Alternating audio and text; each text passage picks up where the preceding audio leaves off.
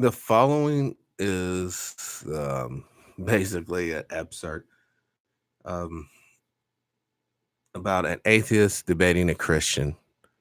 Just want you to remember, first they came for the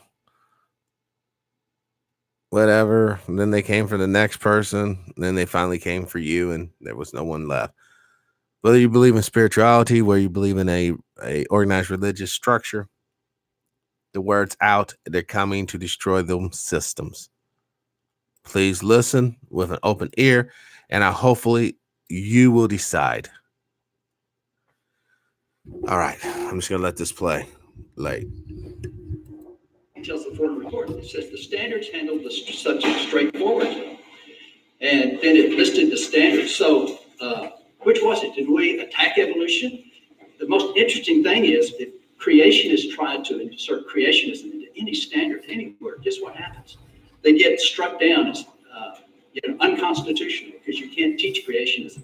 Even though we had the majority to get some good, strong science standards, they were not creationists and or intelligent design talking points, or the other side could have challenged them in court and said, "Oh, you're." So then we're going to go back to Miller and Levine. Kenneth Miller in 2014, and I gave a copy of this to Aaron. He can follow along with me.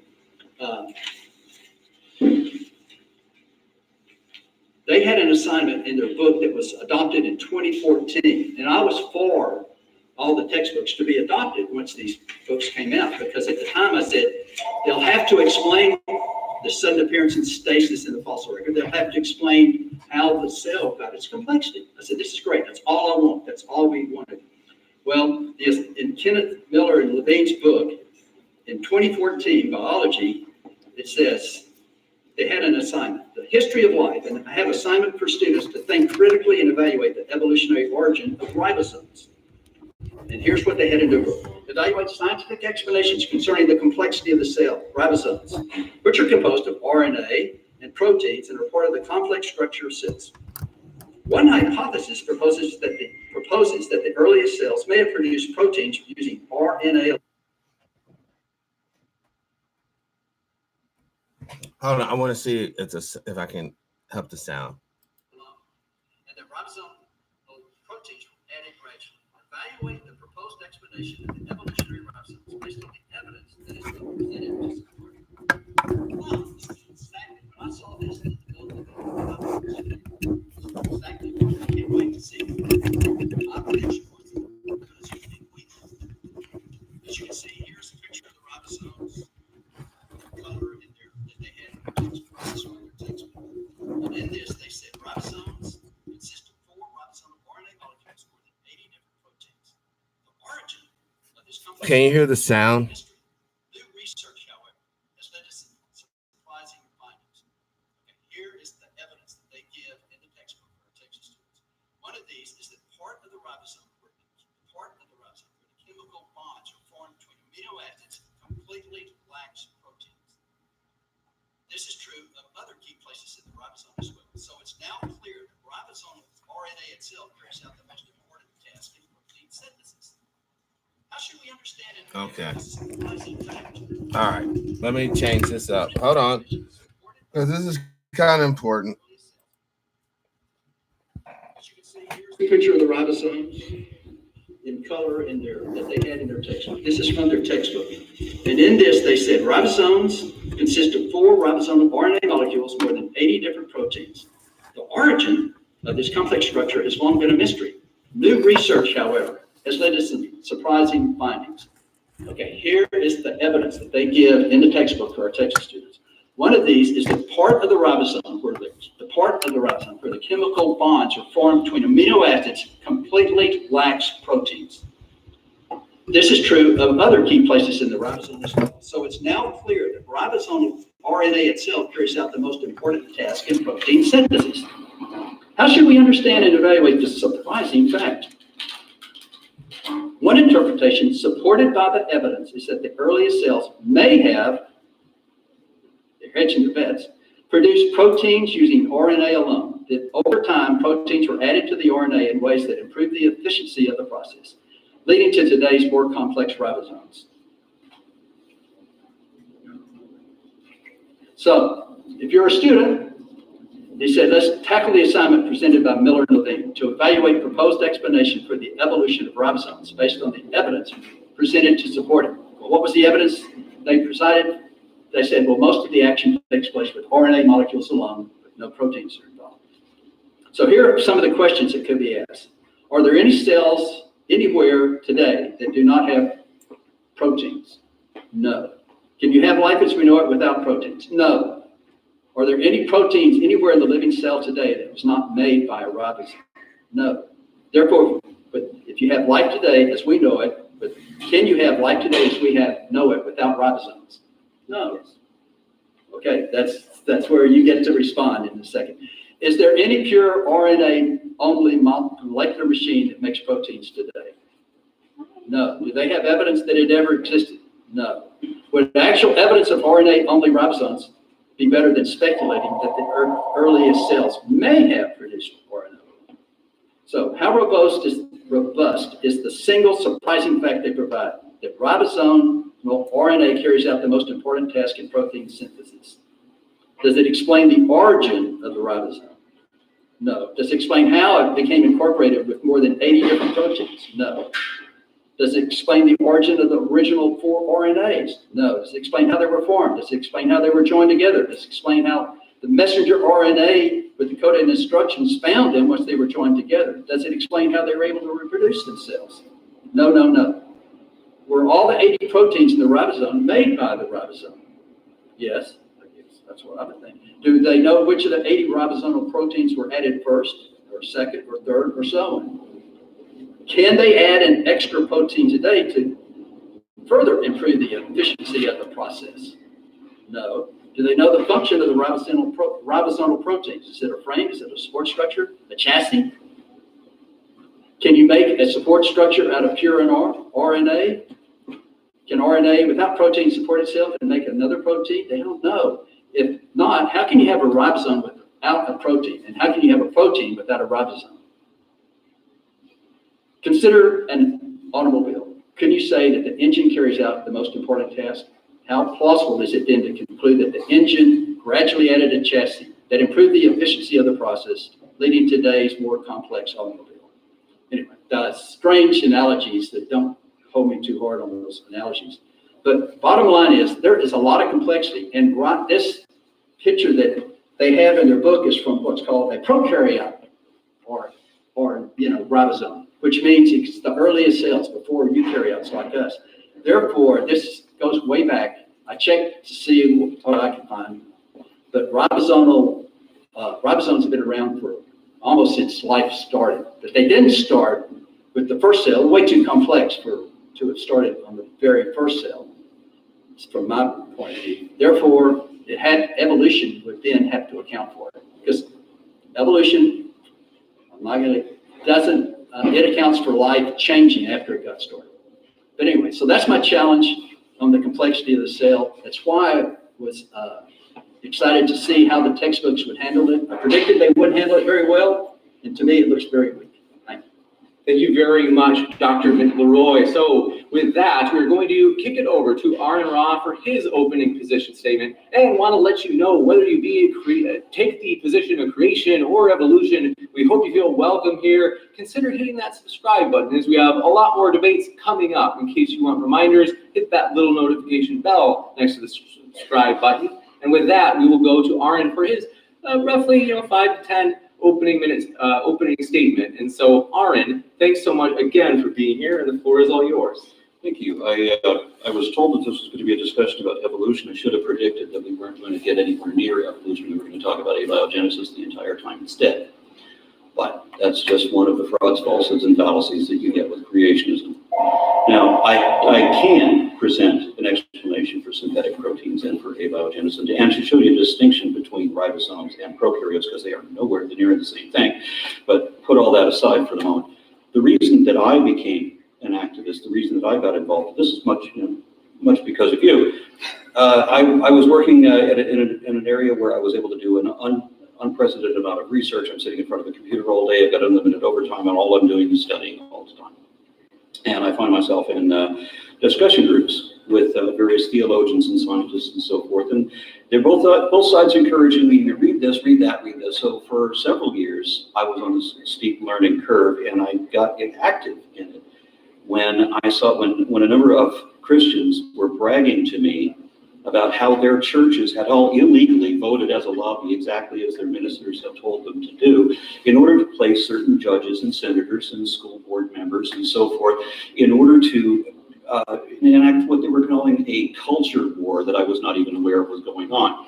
So what they wanted to do was to position all of these evangelical friendly judges and senators and so forth, so that when a trial would eventually come where somebody's going to challenge evolution, they would have the judges religiously biased, and that they would get what they want taught in school. They wanted to undermine not just evolution. Creationism is a rejection of evolution specifically, but more generally, it's undermining, or creationism is a rejection of methodological naturalism.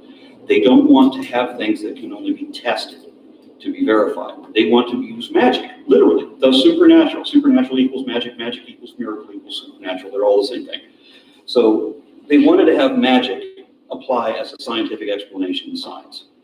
And they wanted to challenge people's understanding of science because, and this was later revealed, but after this time, was later revealed by the Discovery Institute in what they called the wedge document, the wedge strategy, was to cause people to question evolution, put out enough misinformation to mislead people so that they don't understand what evolution is, and then they can use the fallacy of the God of the gaps, which is, if you don't know that science has an explanation in it, therefore magic. So whatever we don't know, and he expressed this in his description, as all creationists do, you can't explain this, therefore magic, therefore God. So that is a completely dishonest position. And what really got to me was how they were misleading students in school. Now, it's one thing to lie to your own children. Sadly, you have a right to do that, but you should not ever be allowed to lie to other people's kids in a sequestered classroom where the teacher is supposed to be the authority and is supposed to be imparting the information. At that time, I was very naive, and I thought that when I heard statements from McLeroy and a number of others, like Terry Leo was chairman of the board at one point, and she said that, that she didn't know what a theory was. She thought that there was a law of gravity and that theories were like hypotheses. She's on the board of education, and she doesn't know what a theory is, right? Which essentially you can look at it from a colloquial or common perspective. You can look at a theory in modern terms as being a hypothesis that has been essentially proven beyond reasonable doubt with overwhelming preponderance of evidence, because it's been tested so many times and vindicated every time and never being contradicted once. It elevates to the position of theory, which is the highest level of confidence that science can achieve. And every theory is a body of knowledge or a field of study that explains a given phenomenon. Board of Education didn't want to teach that, because they want to teach that evolution is just a theory, which makes no sense in science. I mean, atomic theory is just a theory, so I guess we don't really know if atomic bombs work. The cell theory of disease, again, just a theory, right? Germ theory of disease and cell theory. Compare those. We know that germs, or germs or pathogens, cause illness. This is a fact. Every modern scientific theory is also a fact. And the National Academy of Science also declares that evolution is a fact in the same sense. And in another sense too, because it is so well supported that there's no body of evidence that's ever going to stand against it. He comes in and says, well, this explanation is weak, but I believe in talking snakes and magic spells and golem spells, where a man is made out of mud and then magically enchanted. That's a golem spell. So he's believing in myths and magic and fairy tales, literally, because a fairy tale is a fable with a moral that involves talking animals, magic spells, witches, wizards, dragons, that sort of thing. And that's what creationism is, right? That's what Genesis is. There's absolutely not one word of truth to it, but there are a hell of a lot of lies. And that's the problem. They are lying to kids in school, trying their best to mislead them. You may remember, I tried to get you involved in a debate when I first found out who you were. There was another guy that was working with you, Mark Ramsey. And we tried to arrange an online debate so that I could bring you and Terry Leo into it. And I get this guy, Mark Ramsey, who admits on a moderated debate in writing that he knows that transitional species exist in the fossil record, but he wants to teach children that there are none, because it's important that they believe there are none. So what is the truth? From my perspective, the truth is what the facts are, what we can show to be true, not whatever we want to assert that we want to make believe. So facts equal truth, especially empirical facts. That's the facts that we can verify. That we know this is the truth. This has been proven to be the truth. This guy mentioned that he teaches fourth graders. He told his fourth grade class to keep chipping away at that empirical evidence. Keep chipping away at the truth that has been verified. He does not want them to believe in truth.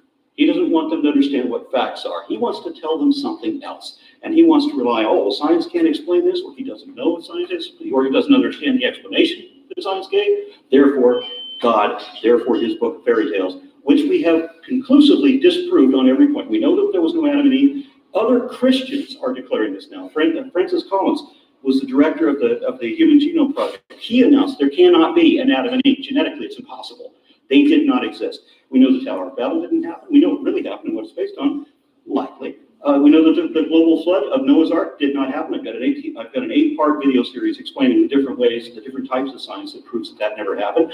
We know that the Exodus never happened. We know that none of that stuff really happened. And we know that there's an awful lot of previous fables from polytheism that a lot of that stuff is based on. Moses, for example, is based on like 4 or 5 different characters that some real characters that existed like 1,000 years or 500 years earlier than the time normally ascribed to Moses. So there's no truth at all. And who says our explanation is weak? He has none. I don't know, therefore magic is not an explanation. Misleading children. If you're the Board of Education and you say that these great science standards, how come you don't know what evolution is? And I think I'll stop with that. Thank you very much. We'll go into the open conversation now. So the floor is yours, gentlemen. So I can say what I want? Yes. Well, I kind of missed. All right. How let's, you- let's stop. Because I got to give you guys some breakdown on this. Sister Sandra, Weird, Fred, A1, Ramsey, Miss Kendra, Kenneth, welcome to the show. Welcome back, yeah. I want to break this down because he went into some deep stuff right back here. He wants to tell them something else. And he wants to rely, oh, well, science can't explain this, or he doesn't know what science is, or he doesn't understand the explanation that science gave. Therefore, God, therefore his book of fairy tales, which we have conclusively disproved on every point. We know that there was no Adam and Eve.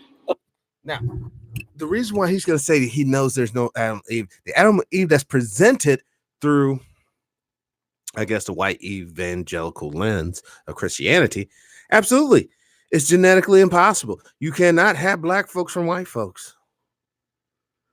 And what I mean by black folks is people who are melanated skins and they appear to be black, nappy hair and all, brown eyes, the whole gambit. Strong nose, strong lips, strong hair. You can't get those people from these guys. These guys can't make that. But you know who can make everybody? You know who can? See this guy here? This guy has all the DNA components to make Asian. He can make white. He can make black. He can make it all. These guys, not so much. Let's continue.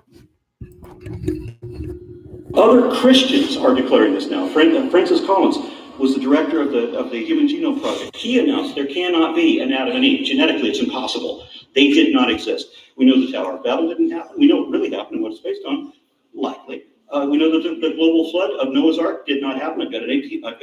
Oh, my bad. The woman and man.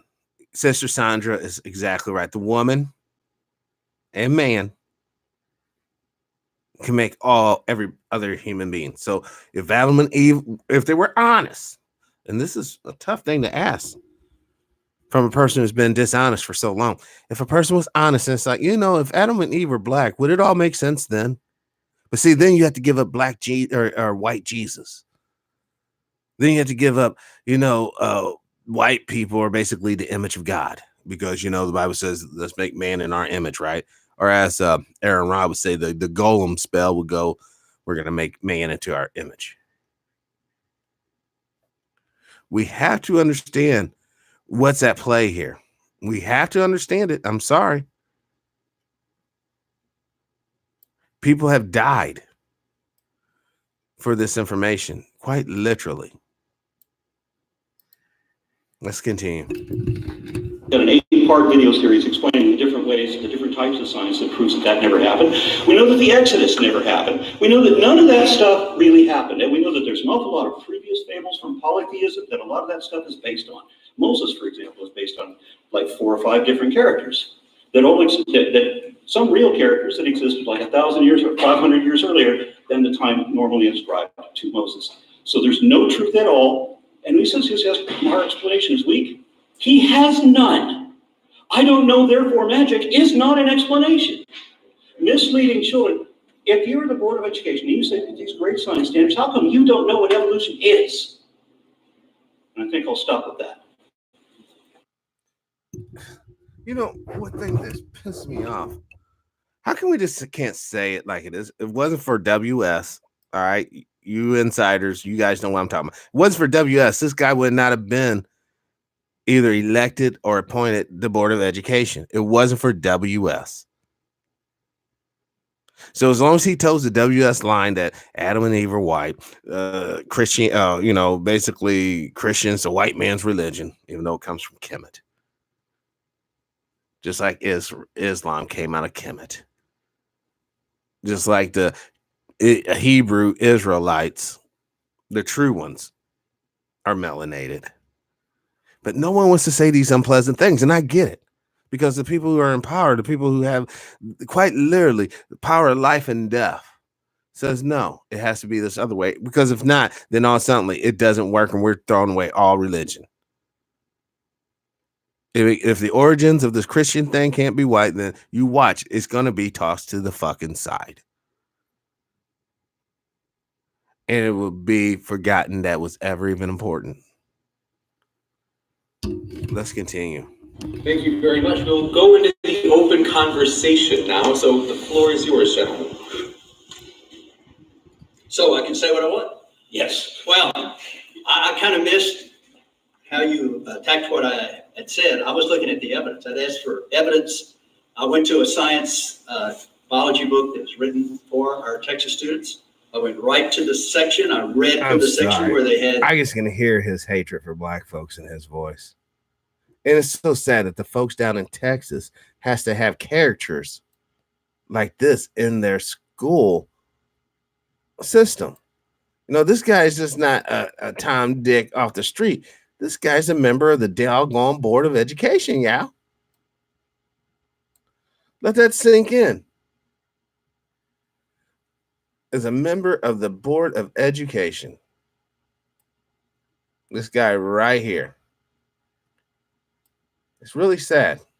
It's thoroughly sad because, look, my whole point is you can sit here and say, oh, racism's gone. It just don't matter. You know, if people just grow up. But like Jane Elliott said, how many of these people here wants to walk in this guy's path or in Sister Hinton's path? None of them. The answer is 0. This description of how a ribosome and how much evidence there is to support these organelles, these very complex things. The ribosome goes way back, supposedly 4 billion. I mean, it goes all the way back to like the first life. There were ribosomes, evidently, you can trace them back to the last universal common ancestor, which is It goes back further than that. okay, well, it's got to at least go back to the last universal common ancestor, ribosomes. It is not part of abiogenesis. You unless you Yes, have it something. is. Okay, well then we disagree. So we'll just. You have to have ribosomes before you can have a prokaryote. They're not the same thing. And like you said, of course it's not the same thing. The prokaryote's the whole. This is just an organelle inside. No, it's not. Anyway, so A prokaryote is an independent life form. yes, a ribosome is just a cell organelle. It's just part of that. Ribosome is only a portion of You the still need the prokaryote. components before you can build the whole. So, See, like I said, oh boy, here, this guy is floundering the debate. He's floundering the argument. All right. This other dude's just tearing his ass up. And it goes back to, let's be honest. Hold on. I'll get right back to this video in a second. I want to talk for a second. Let's be honest. Most of these religious systems requires what? For you to be ignorant, for you to be stupid, for you to be naive, for you to be outside the know. Just have faith, friend. It'll all work out. It's like a prerequisite. So what are we ultimately saying here? We're ultimately saying that if your system relies on the ignorance of the practitioners to even exist, could it possibly be used as a tool of oppression? Could it possibly be used as a tool to keep people in a state of poverty instead of a state of prosperity? Because now it's not a matter that we're holding back the resources from you guys. No. It's because God wants you to suffer so that you become a better person for the next life, silly rabbit. Let's continue. Hopefully we wake up some people today. Okay, well, I would like to know how we got here. It's interesting that he can, well, I'd like to hear that the next evidence for anything. Because I'm going to be talking about evolution more often. well, that's where I plan on going. I was talking about evolution from my perspective. The ribosome is not touched on it yet. Okay, well, I've touched on Technically, evolution is descent with inherent modification. It's a genetic descent. So you have to have an ancestor-parent relationship. And Yes, when we were talking about abiogenesis, we're talking about way too much going on horizontally in order to identify an ancestor-parent descent relationship. You don't get that until we begin with eukaryotes. And I'm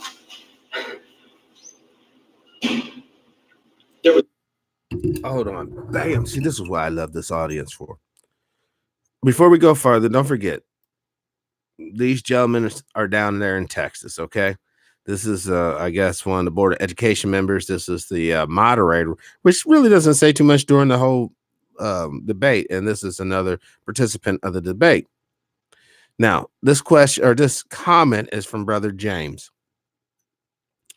Texas is the same state who changed what slavery was to indentured servants who were happy to be in bondage in their textbooks.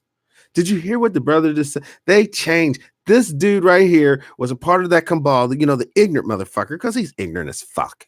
He doesn't know any scientific terminology. He shouldn't really be in any type of educational capacity. Just because he toes the WS line, that's going to be the downfall of this country, y'all.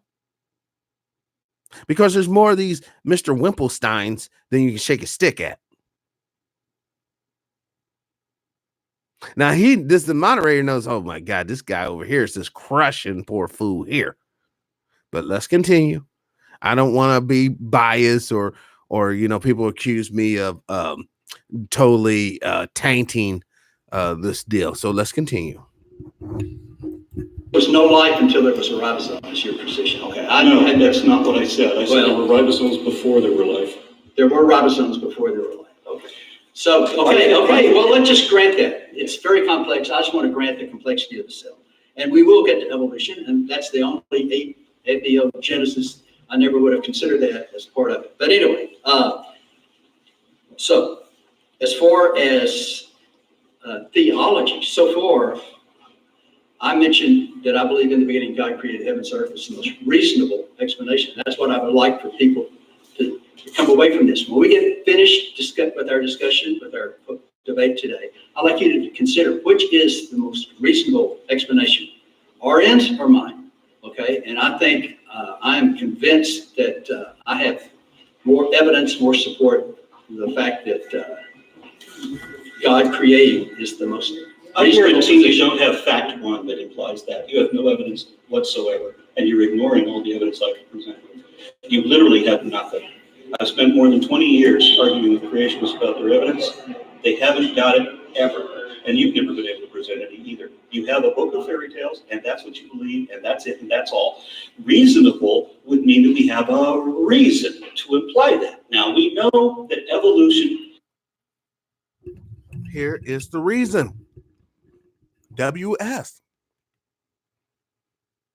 Promoting it, solidifying it in the psyche of the children Why do you think the racism never ends? It's the very backbone, the religious backbone of society is enshrouded in WS. Why do you think they push it? And this, hold on. For those of you who have melanated children out there, think about this one aspect too. In particular, the Christian religion. I'm not for sure if the same thing's in the Muslim religion, and I will research this and I'll reach out to some of my Islamic friends and ask them. Ask your Christian buddies.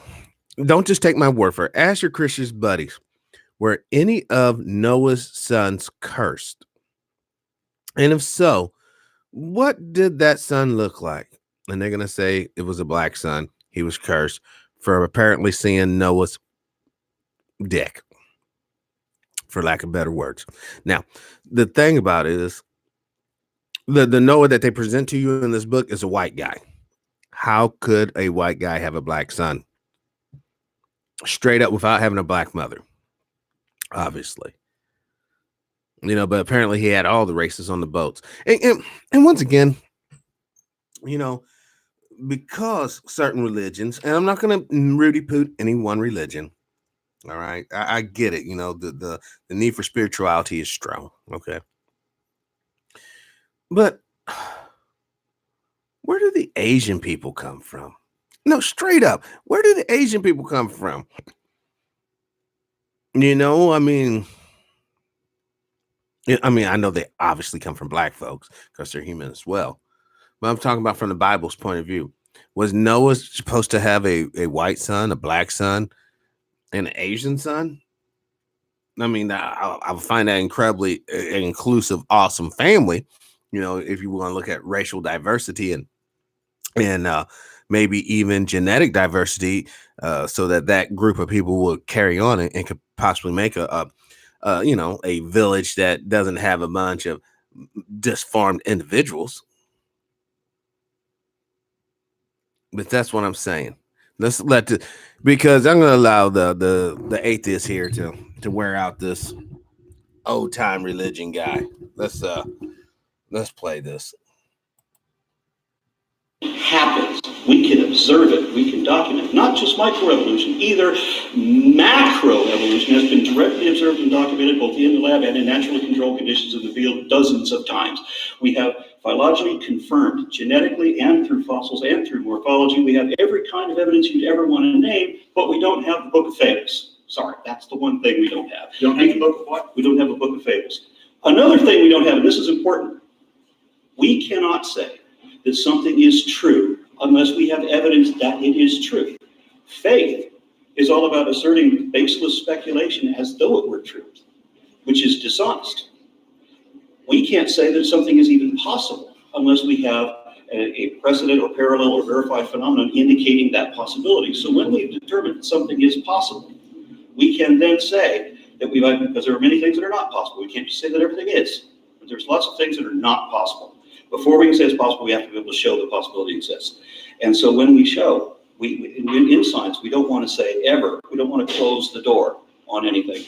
But we've identified a possibility. This is how that could have happened. We have a path of development that all of these things line up. This is the way it likely is. You have to be honest and say that it may be that, if it may be that. You don't ever want to assert as fact what you cannot show, which is what creationism is all about. Asserting things that are not so, that are not even possible, and just stating them as a fact.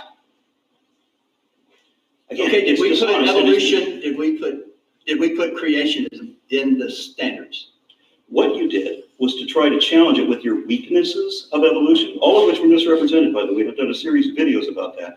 And again, like I said, when we had the Yes or no? Did we put creationism in our state standards? Intelligent design talking points in there, which a number of people didn't recognize because if they're not used to dealing with, if they're used to dealing with scientists exclusively, then they're used to dealing with people that have like honest credentials and sincerity. If you're dealing with creationists, then you're dealing with flim-flam men and salespersons. Okay, I would like to read. Did you hear what you just said? Flim-flam men and salesperson when you're dealing with so-called religious people.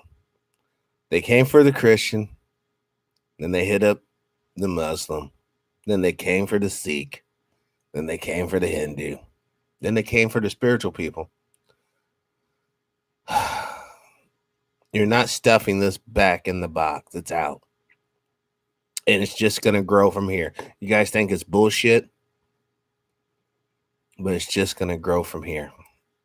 What was passed by the board in 2009, and you tell me if this is an intelligent design talking point. This is the crucial standards. Analyze and evaluate scientific explanations concerning any data of sudden appearance, stasis, and sequential nature of groups in the fossil record. No, is that an intelligent design talking point? That one I did not notice an intelligent design talking point. Okay. But the way things are worded, are very carefully worded, so it allows creationist arguments in there. Okay, here's the other possible. Like when you talk about thinking critically about evolution, where we would not challenge kids to think critically about any other avenue of science, or certainly not about history either. Blindly believe what we tell you about everything else, but think critically about evolution exclusively. Just be critical about that. Can you hit the reset on the camera over there? The button says start, stop. Thank you. Okay. The second standard that we put in the evolution section, as you can see, this is added to the evolutionary standard of our high school biology. It's TEAC number 7. The student knows evolutionary theory is a scientific explanation for the unity and diversity of life. The student is expected to, and B was the one I just read about sudden appearance, stasis, and sequential nature of groups in the fossil record. Mm-hmm. She was added also. It's the second big amendment that I proposed and was adopted. Final wording says, analyze and evaluate scientific explanations concerning the complexity of a cell. Yeah, And is that an intelligent design? As a fourth grader, you're supposed to analyze and evaluate what is being taught to you by qualified professionals, whereas you wouldn't have to challenge that for anything else. So, interesting. This is 9th grade biology. Okay, well, you were teaching 4th grade before. Yeah, but I'm talking about the So science. in a televised interview on ABC News, you admitted by acknowledging the affirmative that your intention as an elected official was to impose your own religious and political views on other people's children. Do you remember that interview? Hold on. I want to jump in gears just for 1 second. This is to give clarification. Why was Noah's son cursed? I think the only reason why I want to bring this up because I think it's a legitimate question. Can you explain? Okay, here we go. This brings the WS into SW.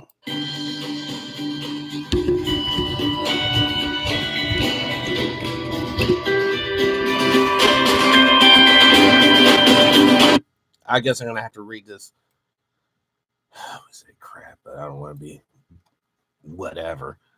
Are black people the result of the curse of Ham? Of Ham? Not to be confused with pork that you really shouldn't be eating. But hold on, before I go down this line, realistically, yeah, can we just critical think this thing? Whatever religious system you're up under or you may be dabbling with or are interested in, would you please just do is it constructive or destructive to you? In other words, is it constructive for you to take part in these tenets like Islam? Would it be constructive for you as a human being not to eat pork? Seriously, would it be constructive for you not to have all that sodium nitrates, all those chemicals and preservatives, not to mention the salt, and if it's undercooked, the worms? Would it not be a good thing for you not to? Not saying that you should be forced. I don't believe that you should be forced to do a damn thing. I think once you start bringing out, oh, we're going to force you to do this, then it's over. Any good that could come from this thing is null and void, because now whoever forces you to do that, whatever good shit happens in your life, they're going to be taking the credit for. Well, it wasn't for us making you bow down. That's how you can get such absurd statements like, well, thank God for slavery, because if it wasn't for slavery, we wouldn't learn about the lessons of Jesus Christ, our Lord and Savior. Straight up. Once you start putting the hands on forcing shit, any good benefits, it's not good benefits. Let's continue. Oh, it's one of these damn things. Oh, hold on. Here we go. Let's see what this guy has to say. Hold on. Okay. black people the result of the curse of Ham? I want to say right off the bat, no, absolutely not. But there's a reason why that question is asked, and that's because people misinterpret Genesis 9. After the flood, Really? Why would you say what were they doing up until you just said this great proclamation that no? Up until what this boy's talking about, yeah, you talk holler at not Muslim, but a Mormon. Holler at a Mormon about black people. Or you might want to say niggers, because that's how they refer to us. Mormons refer to most black folks as niggers. GR, baby, GR. I'm going to entertain this fool here from Liberty Education for a second, but I'm detecting a great propaganda in his voice. Noah and his 3 sons and their wives began to repopulate the earth. We're told that Noah was a man of the soil. In Genesis 9, he planted a vineyard. From that vineyard, he made wine. With that wine, he became drunk, literally asleep in his tent, passed out drunk. We don't know the specifics of what happened, but what we know is that one of Noah's sons did something while he was asleep, shamed him in some way. When Noah awoke, he was aware of that, and he pronounced a curse. He pronounced a curse, not on Ham, though. He pronounced a curse on one of Ham's sons. Ham had 4 sons, Canaan, Put, Mitzrayim, or Egypt, and Cush. The Cushites settled below Egypt, and they are where black Africans descended. However, Noah did not curse the Cushites. Did you hear what this fool just said? That's where black folks just came from, that far up north on Kemet. All my brothers and sisters down there in Bantu land, and others down in the Cape and Horn of Africa. Yeah. Oh my God. Once again, I'm going to let him talk, man. I'm sorry, but we'll get back to the debate. But listen to this peace milk bullshit. Are where black Africans descended. However, Noah did not curse the Cushites. Noah cursed Canaan or Canaanites. And these are the people that we read about in the Old Testament that Israel was commanded to conquer and destroy, which they did in the Old Testament. So the answer is no. And it's a simple understanding of Genesis 9 and Genesis 10, along with a good Bible atlas where you can see where the Cushites descended. Additionally, you can read about Moses. Moses married a Cushite woman, a black woman. Moses himself had to be black. Moses himself had to be black. Straight up. If not, then Moses ain't having all those different races kids. He just ain't. Let's continue. His sister, Miriam, Aaron's wife, criticized Moses for his marriage choice. And as a result, God struck her with leprosy. And so, sort of to bring that around the story of Genesis 9, you can see that God punished a woman who was angry that Moses had chosen to marry a Cushite. And so to answer the question, no, but there is some really poor hermeneutics there, poor biblical misunderstandings. Man, there's some poor genetic misunderstandings, my friend. So what? I guess he's assuming that Moses looked like he did, and because he keeps on harping that Moses married a black woman. For that to be any type of relevance, that would mean that Moses is something other than black, in his point of view. Once again, we're definitely in Star Wars territory. Hold on, let's hear what this guy has to say, just to be. Oh, whoa. So your business is finally open for business. Hold on. Now what? Hold on. So once you read Genesis 9 and 10 clearly, let's see what this. Your business idea needs a website, so go to Wix.com. I know what you're thinking. They're just killing me with these damn commercials. Yeah, I'm sorry. They're just killing me with these motherfuckers. The Bible claims all people are descendants of Adam and Eve, and also from Noah's 3 sons and daughters-in-law. Is this really possible? How do we get to 7 billion people from 6 people in just several thousand years? And where did all the human in just several thousand years races come from if we started with 2 people? The answers are surprising. Coming up on today's edition of Origins, Races and Human Populations with Dr. Rob Carter. God, just bear with me. I just happened to see this. Maybe it's good, maybe it's not.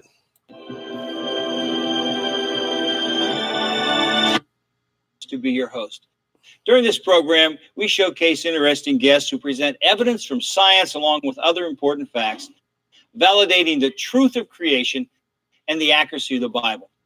Today's guest, Dr. Robert Carter, did his undergraduate work at Georgia Tech, and he earned a PhD in marine biology at He already looks suspects to me, but I'll continue because I'm fair and balanced. the University of Miami.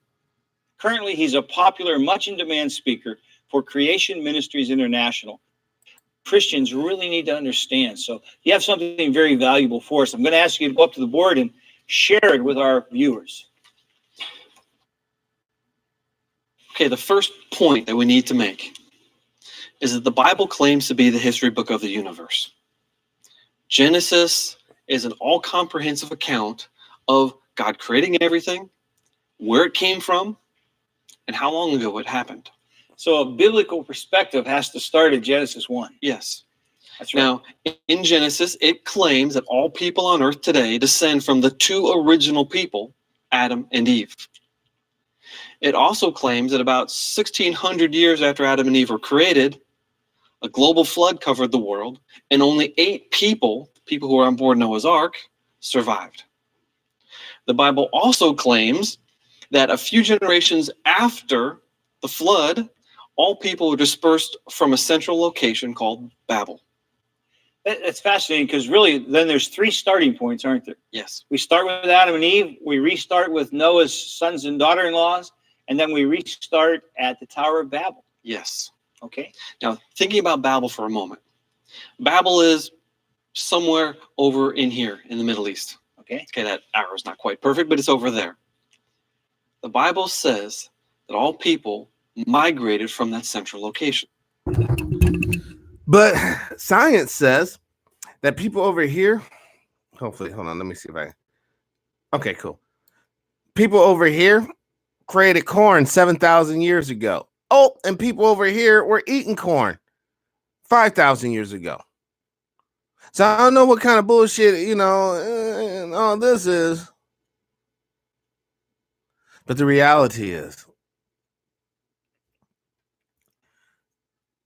once they realized that Adam and Eve was not, could not, is not white folk, you can watch the backlash is going to be like, this religion ain't about shit, then it's going to evaporate away because they're only about shit to solidify and validate who the fuck they are. Let's continue. Now, that's really interesting because modern geneticists have discovered that pattern. The same pattern. The same pattern. Now, they don't want the center of origin there. They put the center of origin over here in East Africa. And they call that the out of Africa event. Okay. Now, based on human genetics, this is actually the female line.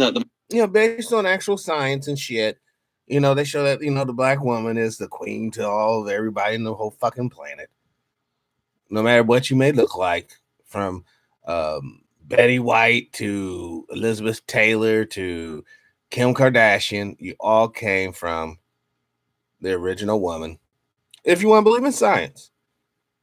Now, if you want to believe in Puff the Magic Dragon, well, then you came from, Adam and Caucus Eve.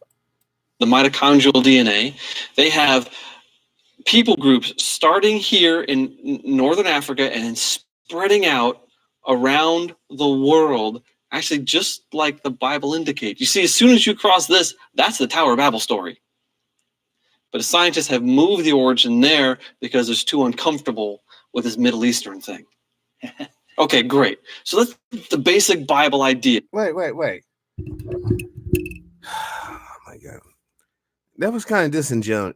He said the scientists moved the genetics from the Middle East, which is not the Middle East. Once again, that's Kemet. He's playing with words yet again, and he's a doctor, which is really a shame.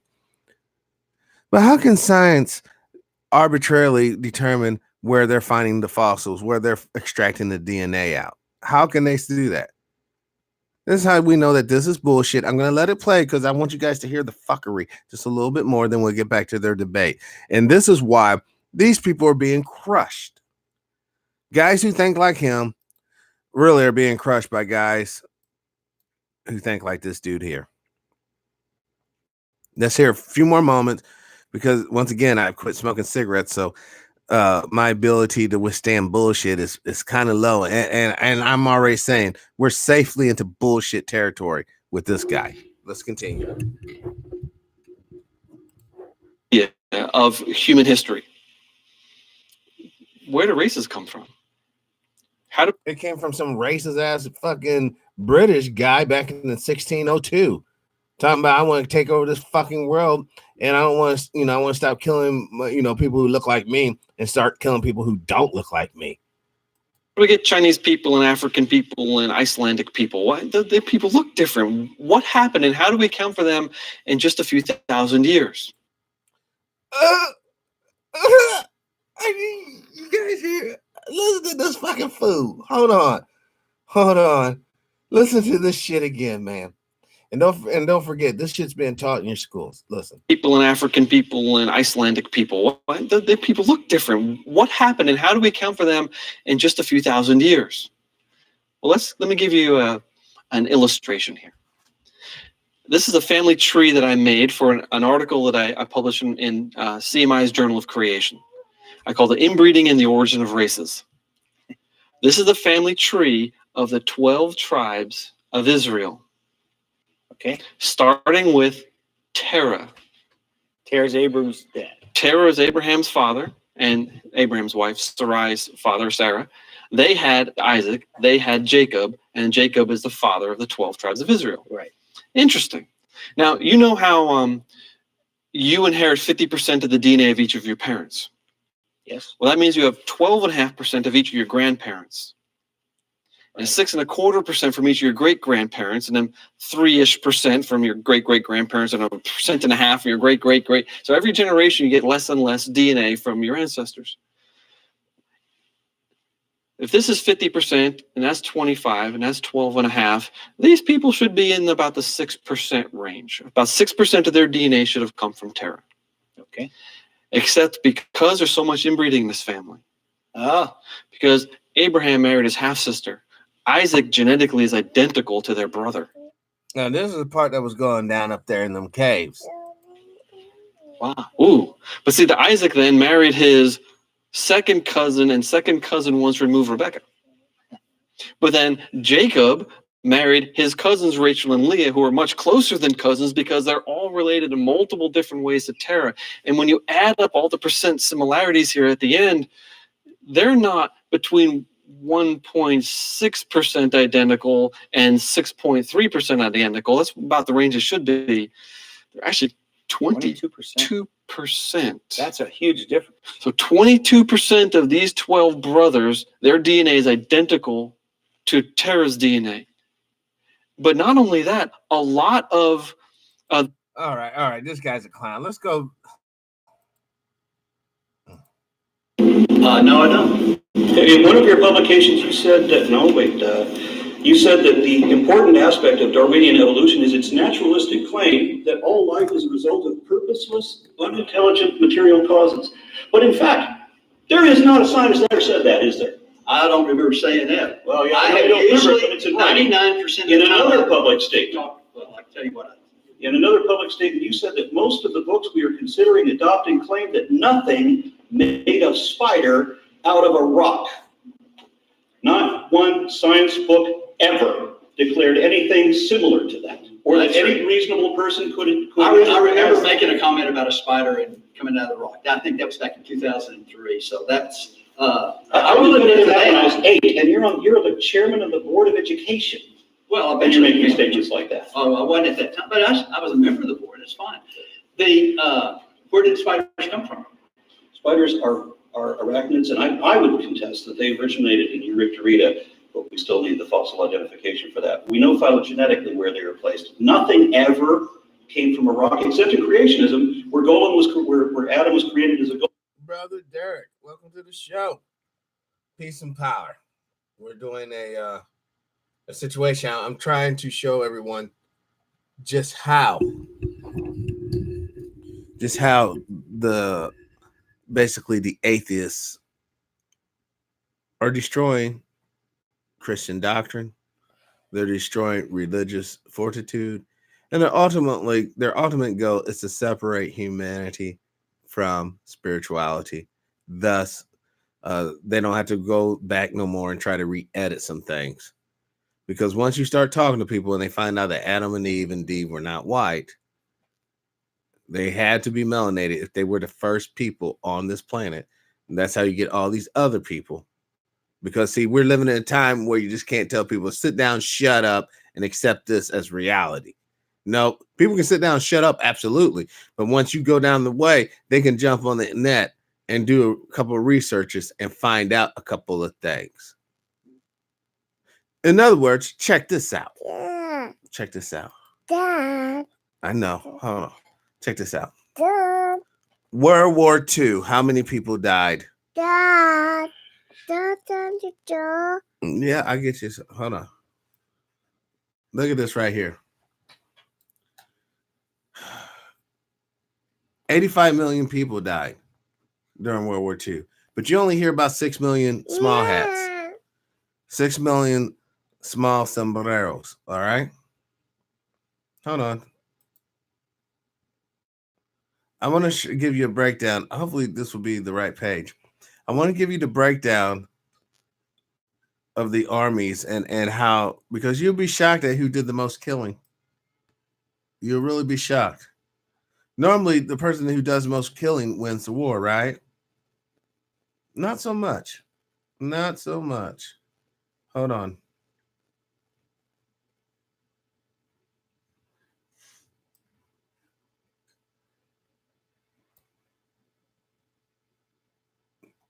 Hold on. There should have been. Hold on. Duh. What? I'm into duh. Okay, see, now they're into the small hat business. 85 million people. 85 million people died during World War II, but only 6 million is what we focus on. You know, how many black folks died in World War II? How many Asian folks died in World War II? How many? You know what I'm saying? 85 million. How many white folks died in World War II? But yeah, we're just going to talk about 6 million. Which is, you know, I mean, I'm not Rudy Putin that. I mean, it's sad. Never forget. All right. But apparently you never need to remember about the Black Holocaust. And apparently you don't remember it. So you don't have to worry about forgetting it. I guess that's their ultimate game plan. All right. I'm trying to find this breakdown. They have the breakdowns of the different armies. Hold on. Let me go back.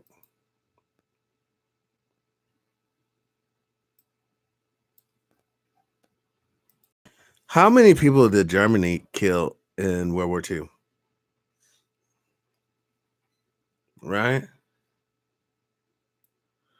The German government. According to Wikipedia, civilian deaths during the war include air raid deaths. Estimates of German civilians killed only by Allied strategic bombing have ranged from around 350,000 to 500,000. Okay, German report that it record lists 4.3 million deaths and missing military personnel. All right. Hold on. Oh, okay. I'll do that. That'll be another show, because that's getting too much. Hold on. Let's continue with this. Even rabbinical scholars agree with that. But nothing ever came from a rock. Evolution does not and never did teach that anything came from a rock. Because rock is a solid, rock is minerals made up of crystalline structures. Does not apply to anything in evolution. Most of the early life forms didn't even have minerals in them. So that is a gross, deliberate distortion based on Kent Hovind. I would like a convicted fraud. Okay. Well, I know I didn't get that from Mr. Hovind. Now, here's my question. Wouldn't matter How if you did got it from, we you didn't get it from a scientist. how did we get here? How did we arrive? How did we get to this spot? You said you could tell me how you got here. Then I could respond to that. Well, I don't think you can. I did it's up to 47 episodes right now. for the systematic classification of life. Can't you summarize it, please? Oh, yeah. You say, give me everything we know about molecules to man right now in a tweet.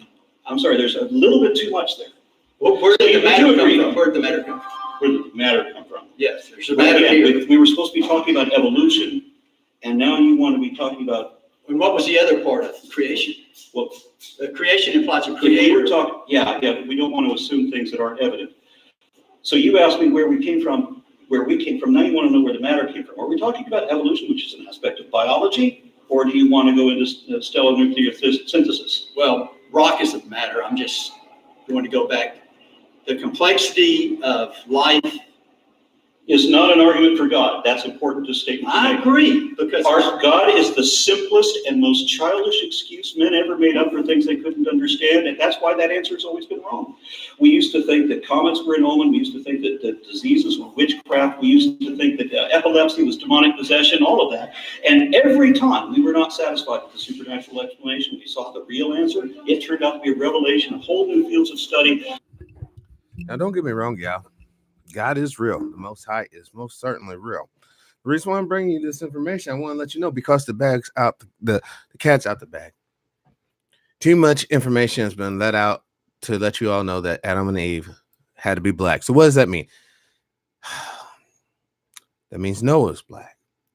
That means all of his children were different degrees of melaninization, from very little, probably very little, Asian, Latino, African, all these things that we commonly refer to as race. But what else does it mean? It means King David, like I said, King David, Jesus, all of the actors, Moses and all that. Think about it. Wouldn't it make sense? Here's Moses floating down the river. Girl finds him, takes him back to the palace. Look, Grandpa, I had a baby, and it looks just like Pharaoh. Pharaoh, okay, that's my grandson. Versus, Pharaoh looks like this, and then someone pops up. We found Moses here. All right, down by the river. That's Pharaoh. That's supposed to be Moses. Yeah, you're going to have a hard time pushing that off. All right. So now that, and I'm just saying it, now that the Christian religion has been pointed out how, okay, remember the other week I showed you that China, the Communist Party in China, says that Christians will have to rewrite the Bible to be more in line with the Communist Party. So if the Chinese government can force modern day Christians to change the Bible, you're trying to say the British government couldn't do it back in the day? You're trying to say the Roman government couldn't do it back in the day? You're trying to say any government with any type of power couldn't have done that back in the day? This is why this religion thing should be at the forefront. Because once they separate you from your spirituality, then you're done. You have no hope. Once they can get in your brain and be like, see, God doesn't exist. It's just science. You're done. Because at the end of evolution, guess what? Melanated man, melanated woman, you still come up least because you are the least evolved. If you're they'll quit thinking, say, yeah, black folks were the original people. Why? So they can come back talking about white people are more involved than black folks. Asian people's more involved than black folks. Latin people are more evolved than black folks. See how this WS agenda keeps, as long as it's in the forefront, whatever's pushing that will become valued, and it will become the dominant thought process. They're giving up on the religion now because people ain't stupid no more. People are just not going by faith no more. They want a little something called, facts and reasonable evidence. That's why they're putting together these dogs and pony shows. This isn't really a debate. This is just getting double WSers to convert from Christianity to atheism and to continue now just the oppression of black folks, but the mistreatment of us, disenfranchisement of us, and all that. That's why I keep on saying, if you're a decent person, then there's no way in hell would you be against reparations for black folks. if you're a decent person. But if you're just a WSer in disguise, yeah, you'll be totally about no reparations. Let's continue. Previously unimagined and vastly more complex than our original excuses about magic invisible men casting magic spells. And so it always will be. If we ever discover the origin of the universe, it won't be God, because it's never been God. That's always been the wrongest answer.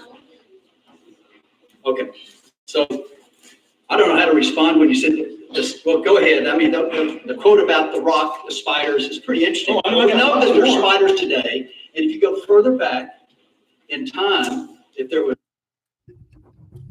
Welcome, brother murders. Welcome. You know, and to show you how really piss poor this theologian that's supposed to be debating Mr. Raw there is. You know, he brought up the rock in reference to some sort of spider scenario they brought up. But notice how he's not going to talk about the rock that Moses split after they left Egypt, because I suspect he probably doesn't even know the story. He's probably not even versed. But you know, during the desert, they split the rock. They actually found the rock. They found where water has come out of this rock. Some sort of great force blasted this rock open. But the thing about it, even when the Jews, not the Jews, but the Hebrew Israelites left Egypt, they had to have reparations before they left. They didn't just leave Egypt empty-handed. They come out of their slavery without something. A part of the deal with them leaving Egypt, and this is the thing that, and the archaeologists found this out later on, or Egyptologists rather, they were spiriting away a lot of the treasure of Egypt. The Pharaoh wasn't chasing them down to bring their asses back. The Pharaoh wanted to kill them out in the desert and bring back the gold and silver these people had. That's what I'm saying. If you want to be decent, whenever just saying you're free, that ain't decent. Just saying we're no longer going to hold you in bond and do all these things, that ain't decent. What's decent is we're sorry for holding you a bond, and here's a couple of dollars. Go and do some self-repair, friend. Go and get the help you need. Many of us need that psychological help. We need that more so than Pastor Fried Chicken sitting there hollering at you, trying to steal your gal and take your money. We need self-repair, and you're not going to get self-repair until you restart the doggone game. Until you restart the indoctrination that you've been under. You're not going to get to a point of self-repair. And some people may be like, true, I don't want to be self-repair. I'm happy just the way I am. That's a doggone lie, and you know it, because if it was cool like that, we wouldn't have half the strife and problems that we have. Now, we have to understand that WS is not playing game. We have to understand that WS, they'll tell you, don't take it personal. It's just business. But with them, it's extremely personal. Because many of them have fallen to the lie about genetic annihilation. But when you break that shit down, you can understand how the fuck can you be genetically annihilated when you are a mutation of the original person. So as long as life continues, those mutations will still express themselves. The albinoism will still come out. There's no way to eradicate you, but there's definitely a way to eradicate us. Once the cells that make melanin is removed from this planet, the cells that replace it are incapable of making melanin, then yeah, we're gone. Because once again, you can have the mutation where the melanin's taken out, but you can't have a mutation where the melanin's putting in. Let's continue. Was an origin of life, you would have just plain. Where spiders divide from us is when we split. We went to deuterostomes and they went to protostomes. Well, I can tell us from a spider. I can tell the difference. So maybe. The difference between us, our last common ancestor would have been the division between protostomes and deuterostomes. The difference being that in a protostome, the blastopore opens a hole that eventually connects from the anus to the mouth. Now, in a protostome, it starts mouth first and goes to anus, but in a deuterostome, it starts anus first and goes to mouth, and it's the first thing that forms, which means that there's a stage of development when we are literally nothing but an asshole. I wrote a book called Foundational Falsehoods of Creationism. It sold really well, and your name is mentioned in it a bunch, and this is where I got a lot of these quotes from, and I'm sparing you by not going in all of them. Okay.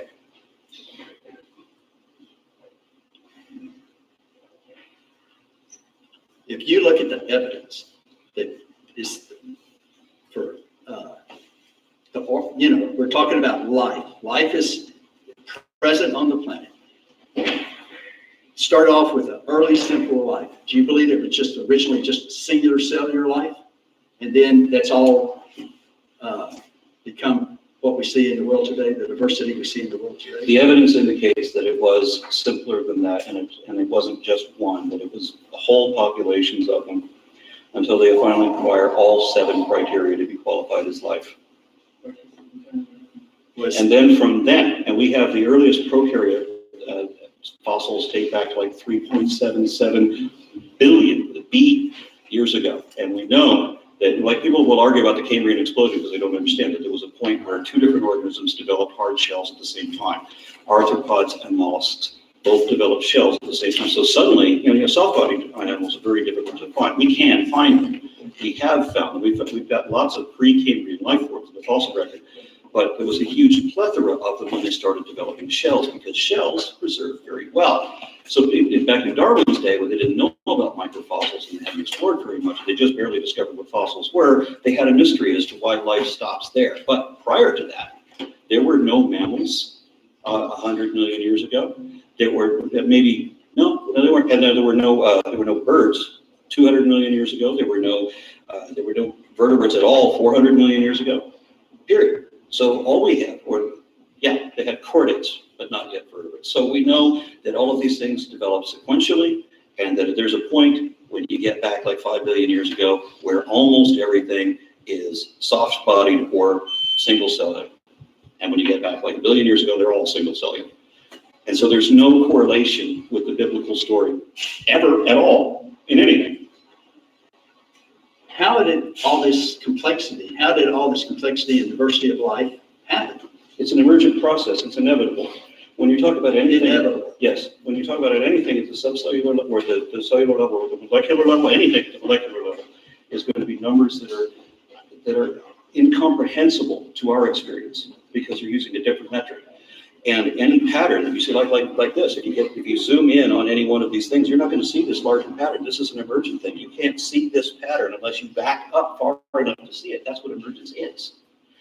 So if you look at what makes up a human, you would admit that we're all made of cells, but then if you look at the cells, you know that we're made of DNA. So if you look at the individual DNA, is that a human? No, DNA is not a human, but it isn't. That's what makes human. If you look at portions of genes, any gene is a human gene, but any one gene is not going to be an example of everything else. That's what emergence is. You don't recognize it when it's zoomed in. We can only see it from back here. So how does life change? How do you see this emergence happening? Is that natural selection? I have to accept it since it's been proven, yes, since we've demonstrated it. And not just a few times in the lab. We've been demonstrating natural selection and artificial selection since we began agriculture. For thousands of years we've been doing this. Corn, for example, is a mutation of a grass called teosinte. It's only got 5 genes difference. That means essentially 5 mutations to turn grass into corn. And look at the dramatic difference you see now. And this was just people picking the grass. They're eating grass because they don't have anything better. So yeah, but he won't go to tell you that they're eating grass in Latin America. But we find corn in ancient Egypt. And like, well, what does that mean? I'm telling you, there was already Atlantic Ocean access. People were trading. People, they also found cocaine. Where does cocaine come from? Latin America. We have been lied to. The history's been a joke. Well, I wanted to show you about World War II. Was quite literally like the Russian and Germans death count. Like, for real. During World War I and World War II, Germany killed more Allies than Allies killed Germans. But yet they still lost. Or so they say. All right. Now, when we look at Operation Paperclip and other things, maybe they didn't lose so much. All right. So let's jump back to this one real quick, just so you can get the full WS experience. But this 22%, about half of it, they inherited the exact same 2 pieces of DNA. So if Tara had a stereotypical trait like curly hair or a big nose, or he's really tall or something like that, there's a pretty good chance that that trait is found in 2 identical copies in all the brothers. So all of a sudden, we're going to get racial features appearing very quickly. Because of the intermarriage. Because of intermarriage. And this is just one example from the Bible. Right. This is true of all of human populations throughout all of human. God, no, it's not, dude. Because in your little timeline, 5,000 years, you know what I'm saying, since you've been around, that's not enough time for someone to evolve. So therefore, they're just saying that, yeah, you know, God created us. This is just utterly maddening, man. Utterly maddening. Let's continue. They're eating the bigger seeded grass that takes to your grass, and it doesn't take long, 1,000 years, before they end up with something that is equivalent to corn. That's how evolution works. So you have populations, and in every population, there's little teeny differences. You have, on average, humans have 128 mutations per zygote. That's the ones we begin with. You know, we have significant mutations that actually have an effect. Most mutations don't. You can have some detrimental ones. If you have some positive ones, those will have a selective benefit. It won't matter to you. You probably won't notice it. But over time, those benefits to you will be transferred down through your children and eventually flood the rest of the population. Well, that almost sounds like WS, right? That benefit, you know, in order to, you know, have a true WS or AS, you have to have genetic traits being passed down from generation to generation that people can identify and say, hey, look, that's why it's so important for the origins of humanity to be clouded in ignorance from the reality that the man and woman original on this planet were melanated. There has to be some sort of contentious point. Oh, well, you know, that's not necessarily true science. Well, in religion, this is so sad. Human beings, you have the potential to truly have a great society that could chart and explore the whole cosmos, but instead you elect willingly to be ignorant and to remain submissive to these ridiculous people who straight lie to you all the time. Let's continue. Very quickly, you can have people move from one population to another area, and in just a few generations, you'll recognize that the people in this other area are visibly distinct from the people in this area. The same with dogs and cattle, every other type of life form. Separate a colony of birds on different islands, and over the course of generations, unique mutations appear in both sets so that these are different sets of birds. Never, ever, ever, ever in evolution has one kind of thing ever given birth to another fundamentally different kind of thing. That's another misrepresentation that creationism presents. That's a violation of 2 laws, the laws of biodiversity and the law of monophyly. That's not what evolution teaches. When there's a new species of a fruit fly or a finch, creationists will say, but it's still a fly, or it's still well, of course it is. It has to be. That's the laws of evolution demand that. You cite the fact that macroevolution, they got examples. You said, how many did you say? You said there's a dozen or so? Dozens. I can understand micro. Of course, I accept microevolution, adaptation, how all that happens. Microevolution and adaptation are not the same thing. And I can see the changes that you have. I can see how natural. See how old boy is not even recognizing dudes correcting him. He's been so indoctrinated. Well, this is why we still have racial hate. This is why we have all this bullshit. because people are unwilling to let go of this retarded ass bullshit. Not saying that God's not real. Once again, he is absolutely real.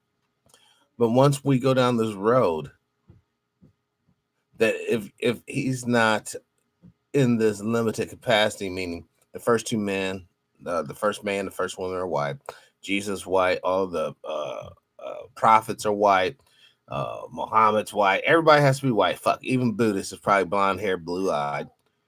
Then for some reason that tradition will not be valuable, will not be valued in this present society. All right. This is the part of the mind that has to change. Natural selection can make minor changes, but to make these wholesale changes, There's no such thing as a wholesale change. over time, Yeah, over every emergence change. profile. Yes. Every change, if I may, and I'm sorry if I'm stepping in on your words. No, you step in on that. That evolutionary changes is incremental. It's superficial changes being slowly accumulating on top of fundamental similarities, and those tiers of fundamental similarity identify their planes. So never ever is there wholesale changes. Period. I understand according to evolution, it's just gradual changes. Like if you go to the first man, they would look just like their parents, basically. They would look just like their parents, and they would. Technically, there's no first man. So you would say then there absolutely is no first man.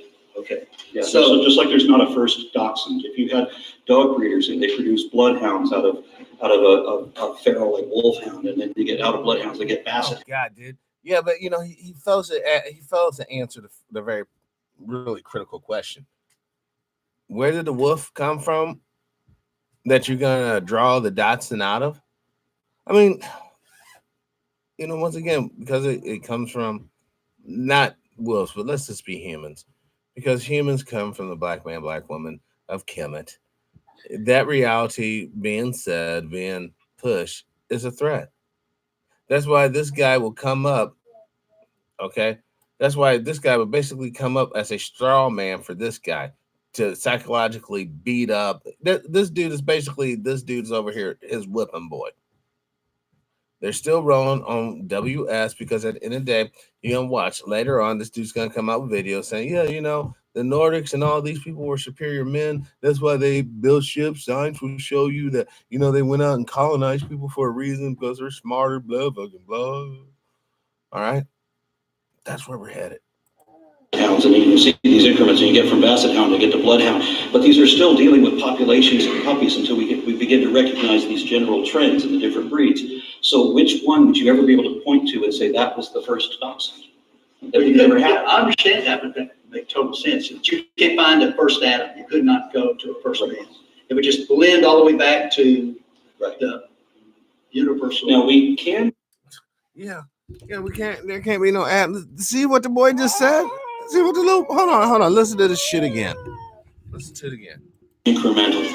It's superficial changes being slowly accumulating on top of fundamental similarities, and those tiers of fundamental similarity identify their planes. So never ever is there wholesale changes. Period. I understand. What he just said, holy shit! There are never wholesale changes, meaning there's never. He just basically said, this dude right here. Hold on. This dude just basically said there's no such thing as basically people changing races. Listen again. You cite the fact that macroevolution, they got examples. You said, how many did you say? You said there's dozens or so? Dozens.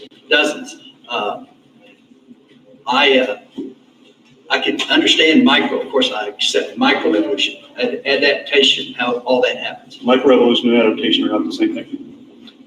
And I can see the changes that you have. I can see how natural selection can make minor changes, but to make these wholesale changes. There's no such thing as a wholesale change. Over time. Yeah. Every emergence profile. Yes. Every change, if I may, I'm sorry if I'm stepping in on your words. No, you step in on me. That evolutionary changes is incremental. It's superficial changes being slowly accumulating on top of fundamental similarities, and those tiers of fundamental similarity identify their planes. So never ever is there wholesale changes. Period. I understand according to evolution, it's just gradual changes. Like if you go to the first man did that, they would look just like their parents, basically. And they would look just like their parents. And they would. Technically, there's no first man. So you would say then there absolutely is no first man. Okay. Yeah, so just like there's not a first dachshund. If you had dog breeders and they produce bloodhounds out of a feral. But there is a first wolf, even in the Dachshund analogy. There is a first wolf. There is an animal that came prior to the selective breeding out of the different breeds of dogs. And even when we talk about this Adam thing, there is an Adam thing. You know what it is? It's Adam and Eve, the original people, the people who carry all others' DNA in their DNA. But they don't want to say that. They can't say that for a few reasons. There's a lot of money. Let me, real quick, and then I'll let that thing play, but I want to show you. How much money does the Christian church make each year? Now, you know that they don't have to divulge. According to Fast Company, a 5-year study released last year estimated that tithers, Christians who donate 10% or more of their income to church or charity, contribute more than $50 billion a year. Do you hear that? That's 50 billion with a B. That's why this shit's all about money. And that's why it's also all about race. Because I would suspect if we took the money out of the equation, then racism would go bye-bye too.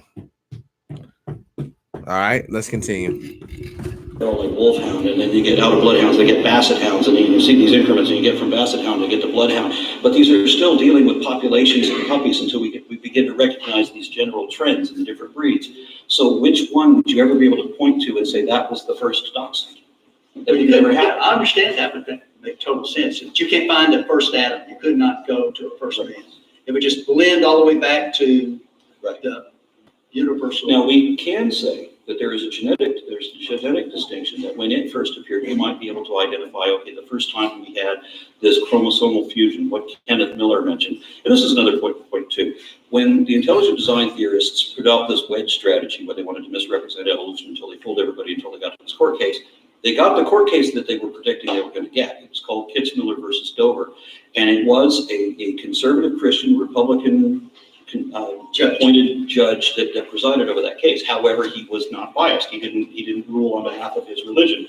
They showed that absolutely every single one of the testable claims made by intelligent design, without exception, all of them had already been disproved before they had a court case in science, and then they had to reveal and explain how those things were disproved in a court of law. And Kenneth Miller was a large part of that.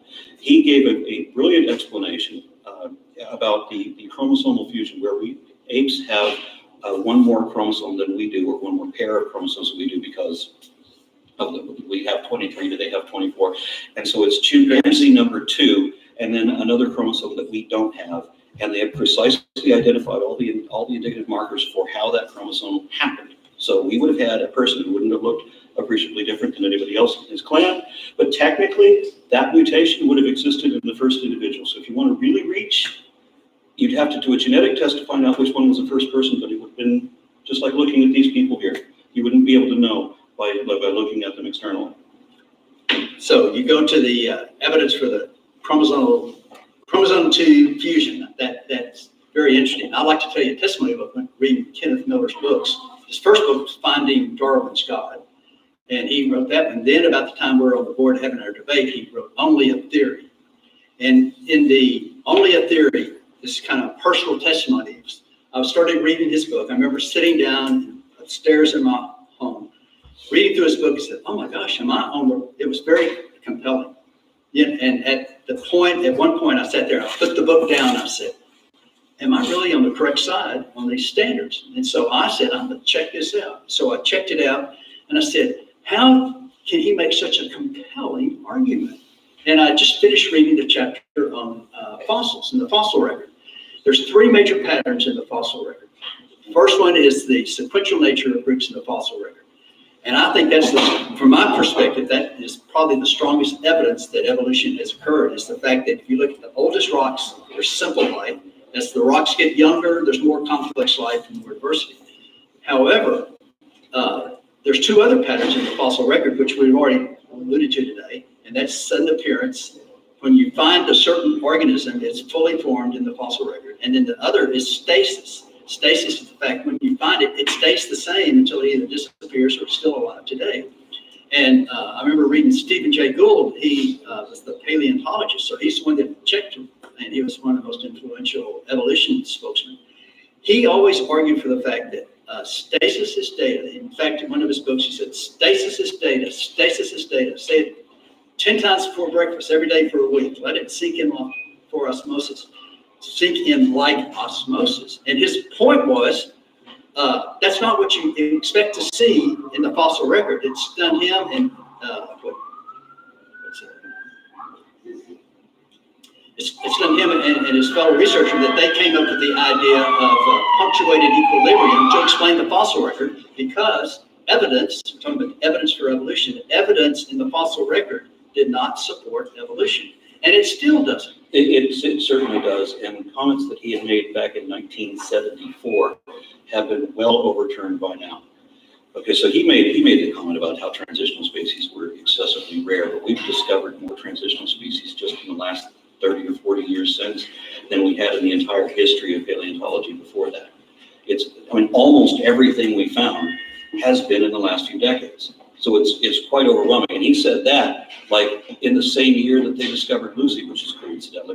Maybe he said that in 77. He wrote it in later books, I know that. Well, he may have, but he's famous for that statement in 1977. But what he's talking about with this stasis and what punctuated equilibrium is when it takes that an organism that is going to be well suited to a stable environment is going to proliferate for a long time, at least in the skeleton that we're getting, right? But we know that the changes happen, as I said, superficially. They start at the surface. So the differences between people aren't going to start at the bones. They're going to start at the skin level. So, and generally, the differences between everything start at the surface and become more integral. It's very rare that you get a fundamental change. When you're talking about something like the transition of aquatic life onto land, what you're going to have is something that's not very well suited for either. Now, very quickly, you're going to have from that, you're going to have more advanced life forms stemming from that one, and then their older form that's still waddling and can't run because of diversity. Now we have some that can run and can turn on their own progenitors. Now that transitional species doesn't procreate so well. It's at a disadvantage, and now these other things can speed on. So these occurrences, he argued, would not exist for a very long time, and you're not going to see most of the differences. Like if you were to get fossil snakes, you can get 10 different fossils. You can get, not even fossils, get skeletons of different colubrid snakes in this country. Get 12 of them and compare them. You won't, if they're all colubrids, you're not going to tell whether it's a rat snake, a corn snake, whatever, because all of the differences are at the surface. So that's the way evolution works. And so that's why it appears static in the terms that he's talking about. We've also found a lot of transitional since then that he never even predicted. I'm sorry that he was dead before we started finding the really good ones. Okay. This brings up the fact, we talk about these transitionals that you say there's so many more today. My challenge for the evolutionists, and you can take this to heart and go back and come up with an article about this or I do it now, probably. You probably could. But here's my argument. I think there's a conceptual flaw, giant conceptual flaw in the evolutionists, in the way they conceive, how they conceptualize what's happened from the past and how to explain where we got here today. And that conceptual flaw is the fact they think they have a lot of evidence when they do not have a lot of evidence. I can prove that we have a lot of evidence. I can prove that to your satisfaction. Regardless what you want to believe despite your faith, I can still prove it. Okay, I want to hear that in a second. Let me finish my You won't have it in a second because this is going to be an education. And we're not going to be able to do it here because I'm going to have to show you things in order for you to get you to understand it. But I can't do that. Because the reason they make these claims, and for instance, here's one I'd like to consider. Bone's been around since the pre-Cambrian days, I guess. No. Okay. Well, when did it first start? Originally, everything that had a skeleton, when skeletons finally developed, they were cartilaginous. Yeah, cartilage, but then the cartilage, we ended up with some bone. Okay. So you end up in I think it's the Silurian, you finally start getting osteophyte. 300, 400, I don't know. Yeah. Instead of 500 million years ago, make it. Yeah, 300, 400. 300, okay, somewhere back 300. Bone consists of, how do we get bone? What good when the first bone, it consists of collagen fibers. To make collagen, it's like 1,400, it's got 3 strands of fibers to make collagen. Makes it like a rope. It's formed inside a cell because everything has to be made inside a cell. So when these, when it's made, it's like 1,400 amino acids long. To get it coated, you're going to have 3 codons for every amino acid that's coated. Once you get these, then it has to somehow have special tags on the end so it can get out of the cell without, Anyway, as then they when develop, you have the fibers of the bone, which is collagen. Let's say you have it out inside the tissue, and then you're going to have to add the osteoclast, all these different cells. you need not collagen, you need the calcium. And cartilaginous fish do develop calcium, not just during their life, but you can have a certain level of calcium. And so one of the facts in evidence for evolution is that we have lineages of fish that have proportionately much less calcium in their skeleton so that they're much more cartilaginous, because this was a slow development too. Changing cartilage into bone was a slow development, like polypterids, for example. They're very primitive, low-fin fish. We still have a few of them here now, but what we have is about this, used to be 10 feet long. They have very low levels of calcium. It was an overtime progression that made them harder to eat for other animals, or that made them stronger when they got larger. So do you have any idea of the steps necessary to change it? But let's get back to as I said, you just have proportions. So even in a cartilaginous fish, you'll have a small proportion of calcium. And then in what we consider calcified or osteo fish, I can't osteate these. Then you still have where it's not 100% calcium, it's still going to be some percentage of cartilage. So once you get a piece of bone, okay, or a piece of cartilage, it doesn't do the organism any good until it's got something to move it around. If you're bones have ligaments attached to it. They have. So you start with muscles, and all of the framework is already connected to the muscle. So you have stable parts, the foundational part. This becomes the cartilage, and then later it calcifies. Now, if it calcifies with too much rigidity, then you're going to have hinges in there, and that's where we get vertebrae. So we are talking about very slow progressions from just how. I just told you. So you have a population of fish, right? And they're all going to be variable. Not all of them are exactly the same. And from these variations, you have some that have more calcium than others, and some their calcium is segmented in a functional way. Some of them maybe not so much, because we've had. How many steps would that take? Thousands. But we have. How many steps can you identify? That I personally identified, I think about 20. But what we have is we have fossils, fossil fish that would be functionals here. They're heavily armored, but they wouldn't be able to survive in the current environment, because even though they're heavily armored, they're not very mobile, because they've cut down their own mobility. So we have all through the fossil record, we have animals that are basically defunct. They were only able to work in the environment that they were in. When they invented jaws, when the forward ribs connect through the gill bars, and then they could move them with musculature to actually bite. It was a quick adaptation to teeth. And some of them had teeth even before they could get to this point. Like triconodons had teeth before they could get to that point. So that was when they just had lips with teeth on them. And now they've got bone to back it up. And once they could bite, the armored fish were doomed, because we had things that could bite through even armor with huge shearing blasts like giant scissors. To me, that sounds like a great Just So story. How do you come up with Except that we know it's not that. We know it's not a story. We know that we're not just professing this. We know that we are following the evidence. Instead of dictating what we're going to find in advance, we can predict what we're going to find in advance, but we're not dictating it.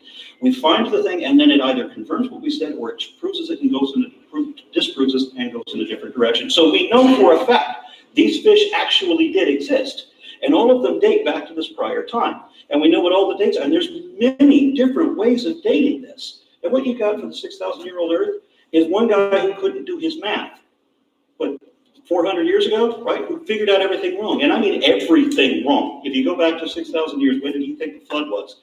2300 BC? We know better than that, right? So we know none of that worked. So your best ain't enough. And you're sitting here saying that the evidence for evolution is weak, that the foundation of modern biology is weak, because you believe snakes can talk.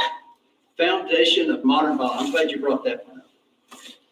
How can evolution be the foundation of modern biology? If you go and I challenge anyone that's listening right now, whatever, go to a biology department and ask about the biologists, what would happen to what you're doing today If evolution wasn't true? if evolution was not true? Would it change anything you're doing today? Absolutely, yes. And I've already done that, of course, and the answer is yes, it would change everything, because the only reason we know how things work at all is because we know how they are evolutionarily related and how evolution works, and that it really does work. I have asked biologists that too. It won't make a bit of difference in what they say. Nope. So, Chocolate? no, no thanks. Are you sure? Yes, sir. Eating enough chocolate will prevent or cure cavities. Thanks for the offer. No, I'm fine. I'm fine. I got. He's a dentist, so I had to ask him. Yeah, I like because, that. I like that. Because then I can stand up to experts. So, I got another question. Opportunity to be with Warren is kind of neat. Appreciate it, James, getting us here. How do you explain the human consciousness? The fact, that's one of the great mysteries, it seems to me. I don't see the mystery. I've never had. Okay. Well, then you don't need to explain it. Well, no, I don't see why it's a mystery, because I know how it developed, and it always confuses me how other people are confused at this. When they say, where did consciousness come from? That's a stupid question. If you create a device that has some kind of sensory apparatus and some way to react to it, then that device is going to, in a sense, know when it runs into something and has to change direction, right? So we have prokaryotes. We have like protozoans, for example. Not prokaryotes, but eukaryotes. We have protozoans. Right there, he should have lost the debate. If this so-called Christian man here had any sense about him, when old boy said this point right here, hold on. This is where he lost. Get this here. How do you explain the human consciousness? The fact, that's one of the great mysteries, it seems to me. I don't see the mystery. I've never had. Okay. Well, then you don't need to explain it. Well, no, I don't see why it's a mystery, because I know how it developed, and it always confuses me how other people are confused at this. And this is where he's trying to confuse people. Listen closely. When they say, where did consciousness come from? That's a stupid question. Why is it a stupid question? It's not a stupid question. Of course, you have a very confusing and inaccurate answer, but it's a very legit question. If you create a device that... Boom, right there. If you create a device, enough said. In his own analogy of why something wasn't created by God, he has to use, well, if you create a device, it can so in order for a device, even a robot or something, to detect its surrounding, it must be created and programmed to be that way. Well, same thing's true with humans. You were created, your DNA is programming, is code, it's readable by your body. That's why it produces all the different chemicals to various degrees in your body. That's what, in other words, because this is really triggering me now, because they just keep on skirting around this. The sister out there right now, I'm telling you, in your DNA is the power, is the key to kickstart the pyramid yet again. Once that energy from the pyramid is released, it goes into men, amplifies, supercharges us, and then we can lay forth the warriors and the builders for a new society. Let's continue, because that's totally off this topic. It has some kind of sensory apparatus and some way to react to it, then that device is going to, in a sense, know when it runs into something and has to change direction, right? So we have prokaryotes. We have like protozoans, for example. Not prokaryotes, but eukaryotes. We have protozoans that can detect when they're being engulfed by an amoeba or whatever, and they will react. They don't have any kind of brain at all, but they have some awareness of their environment, and they have some way to react to it. This is entirely chemical, and it's built into them. Same thing with slime molds. Slime mold, no kind of brain, no neurons whatsoever, but a slime mold can calculate its way through a maze with no thinking apparatus at all, just by having some way of feeling the environment and know what it is. So, and we don't even know how they know what it is, because it has no brain at all. But the more senses you have, and we have a lot more than 5 or 6. We have several. I think we're up to 18 different senses we have. And when you have increased brain size, the more complex neural network, the more awareness you have not only of your environment, but also of your place in it. Whether you're in pain, whether you should run, whether you should, fight or flight responses. All of these indicate an amount of awareness. Your dog barks and runs in his sleep, indicating that there's thinking going on there. You know that the dog has consciousness. The dog certainly has awareness of you and him and your relationship to each other. Now, when you get into social species like monkeys, who have all of the advantages, because not only do we have the social structure where we have to read body languages and cues and be able to communicate in some way, we can also bang rocks together. Unlike octopuses and dolphins and elephants, we can actually perform chemical experiments. We can make tools and use them. And all of these enhance our intelligence. Do we get to the point where we have the gray matter, which is the 10% of our brain that we use that ascends us above all of the other animals, just that 10%. We use the other 90% too, but there's for motor functions and regulation and that sort of thing. So we've had consciousness since early primates, at least. So you didn't just blink and come, oh, I just woke up and I'm here. That didn't happen. So it's also just totally gradual process, is the way you understand it. Well, I guess it'd have to be, thinking assumptions you make. Assumptions? What did I assume? What did you assume? Yeah. That it's going to progress gradually. How am I assuming? What do you mean? What assumptions have you made? You make giant assumptions. When did I make an assumption? That when you stated you have cells, then these cells eventually are going to... Do they interact with their environment, like I said? Did I lie about that? Was that an assumption or is that a fact? I'm talking about earlier on, about 15, 20 minutes ago, when you were talking about how the whole process of evolution is graduation, gradual. This is all indicated by evidence. This is not assumption. Well, give me the evidence. I just did. One of the things that I gave you, and I want you to just acknowledge that maybe I gave you some evidence, but the lineages of fish that we have that appear in the fossil record also have the morphology indicating that their lobe-toothed fish is very... I'm sorry, but they did remind me this is Martin Luther King Jr. Day. But this is his niece with President Trump. The only reason why she's sitting there is because of the actions of her patriotic uncle, Dr. Martin Luther King. Michael King, if you like. But Brother King, but this right here tells y'all, look at his body language. It's like, don't touch me, lady. Don't touch me at all. And she's almost the same complexion as dude, believe it or not. That's not my that's not my computer. That's Martin Luther King's, you can tell by the nose, thinning lips, cheekbones, but the red hair, whatever. All right. Let's so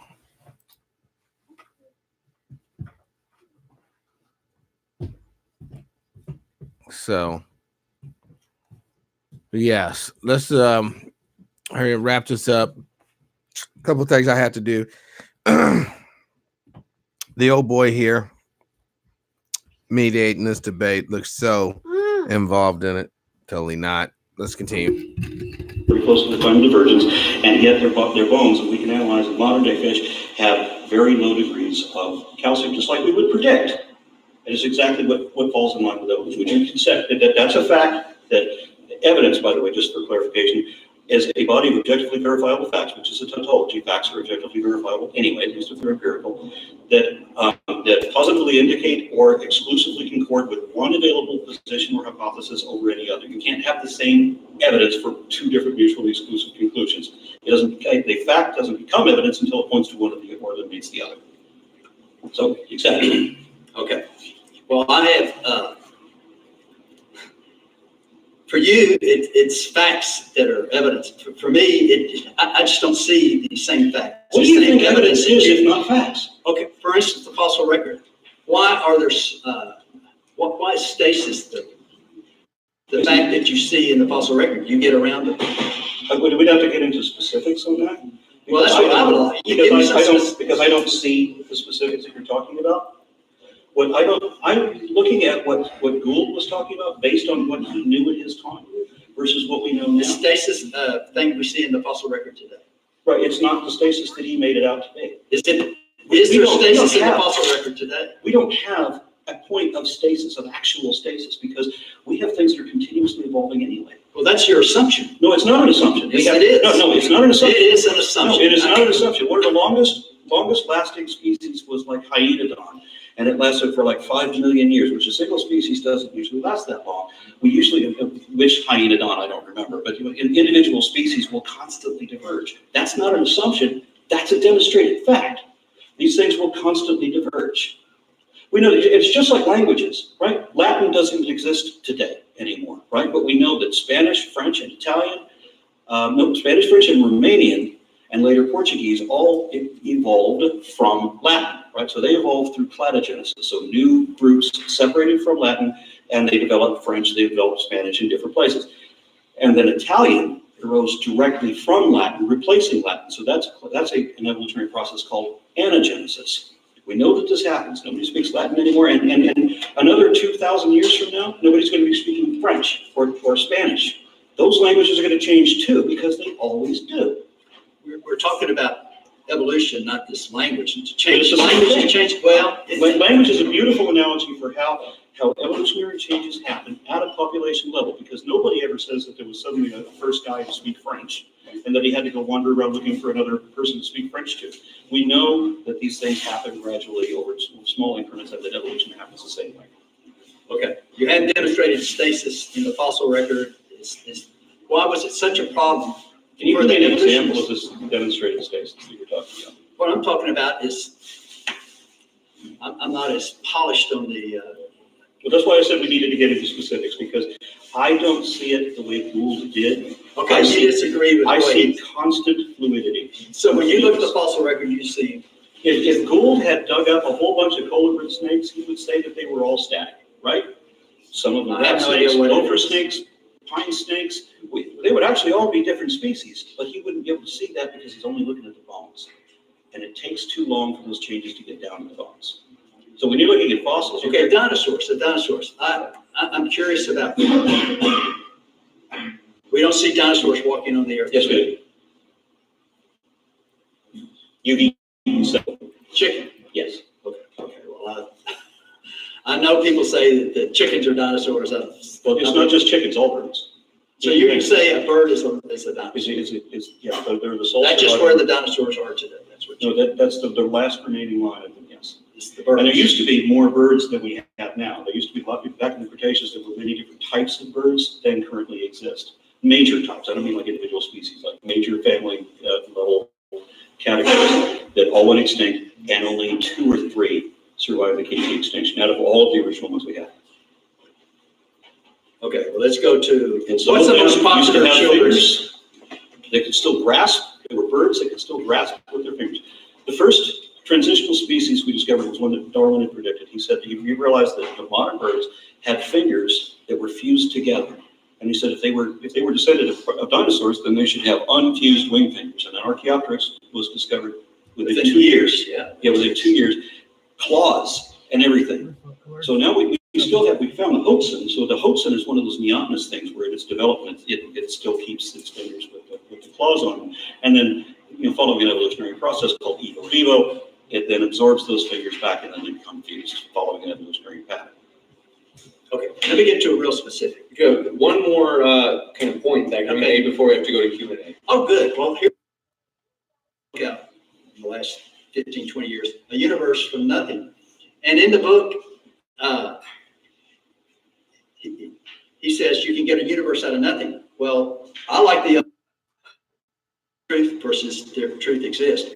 Noah's Ark didn't really happen, and if you're going to try to defend all that, you're just going to get into the weeds and get away from the truth. Like Francis Collins was saying, you can't believe in the mythology and have that confused with the reality, because we can demonstrate the reality.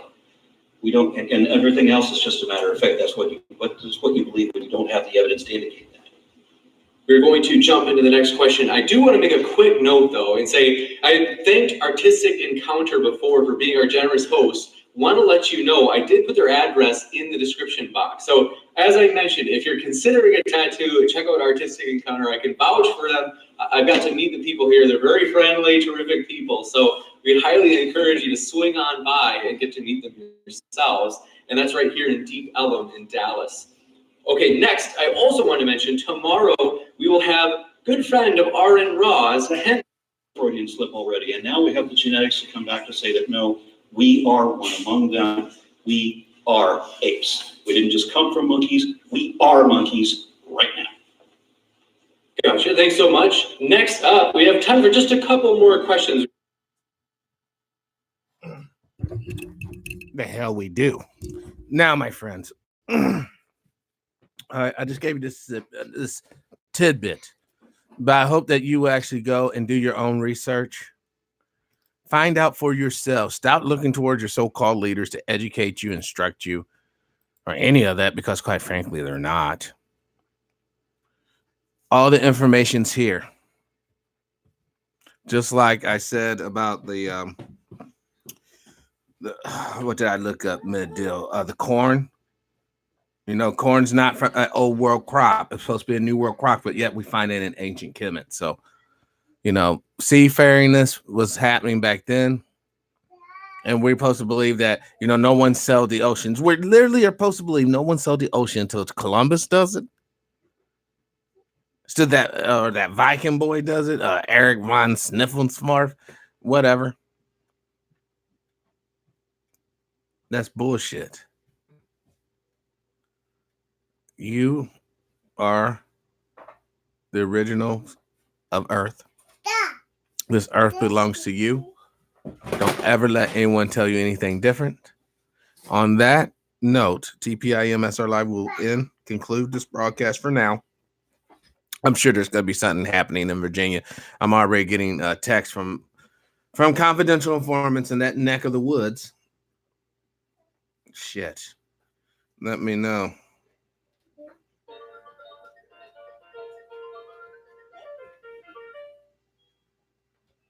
Wow.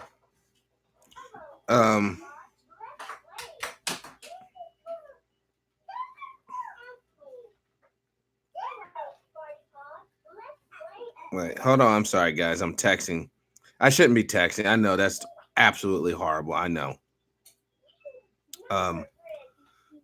But I never said that, you know. Hey, American Aboriginal. Welcome to the show. Peace and power, brother. Even though we're about ready to wrap this thing up, I just, I just want to let you know once again, man, you guys are like by far the best audience in the whole wide world.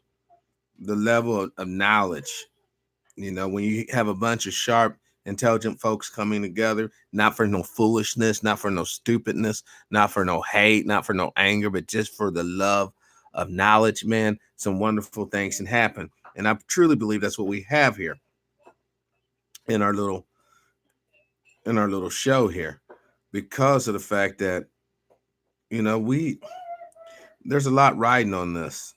Whether you want to accept it or not, there is a lot riding on this. All right. So I hope that this show today has given you something to think about, maybe even something to research. All right. Remember, Ham wasn't Noah's third son, so his descendants are on a mission to expose Yafet. It's science, Pat. Yeah, well, more science, or actually European science. You know, as long as it's backed up with real, you know, whatchamacallit. Hold on.